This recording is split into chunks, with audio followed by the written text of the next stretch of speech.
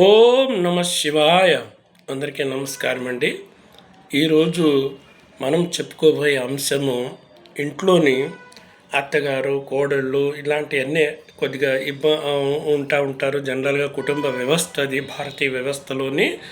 అలాగే అత్తగారికి కోడలు కలిసి రాకపోవడము, లేదా ఇంకొక కోడలు ఇద్దరు ముగ్గురు కోడళ్ళు ఉండొచ్చు, కుటుంబం అంతా కూడా కలిసి ఉండొచ్చు, లేదా ఇంకొక చోట వేరే ఉండొచ్చు. కానీ మనస్పర్ధలు అన్నవి చాలా ఎక్కువగా ఉండొచ్చు, లేదా అన్యూన్యంగా చాలా అద్భుతంగా ఉండడం, ఫ్యామిలీ అంతా బాగా కలిసి ఉండడం, రెండు రకాలుగా ఉంటాయి. ఏదో నిరంతరం గొడవలు ఉండడము, లేకపోతే ప్రశాంతంగా ఉండడము, అందరు కలిసి ఉండడము, ఇలాగ నెగిటివ్ పాజిటివ్ రెండు ఉంటాయి కుటుంబాల్లో. ఒకవేళ నెగిటివిటీ ఉన్నప్పుడు అంటే అత్తగారిగా కోడలు కలిసి రాకపోవడము, ఆ కోడళ్ళంతా అపోజిట్ అవ్వడము. ఒక్కొక్క పాపం అత్తగారు ఎంతో మంచి ఆవిడ ఉంటుంది, కోడళ్ళు నరకాలను జీవిస్తూ ఉంటారు.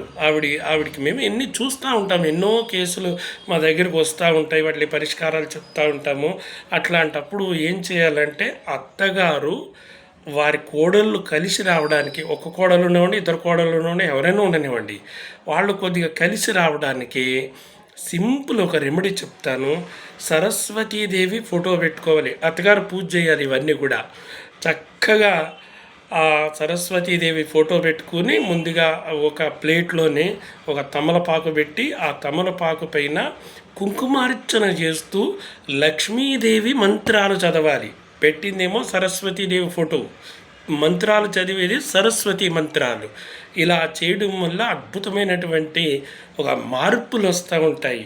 ఎందుకంటే ఇదంతా గ్రహస్థితులు, ఒక్కొక్క గ్రహస్థితిలో ఒక్కొక్క రకంగా అసలు ఇవన్నీ కూడా ఉద్భవం అవ్వడానికి కొన్ని కోడళ్ళకి జాతకాలు కలవకపోవడము, వెనకాల బంధువర్గాల నుంచి అనేక రకాలైనటువంటి ప్రభావాలు ఉండడము, ఇంకొక కోణంలో చూసినప్పుడు పూర్వజన్మ కృతంగా ఉంటాయి కొన్ని అవి, వాటి వల్ల ఇవన్నీ క్రియేట్ అవుతూ ఉంటాయి.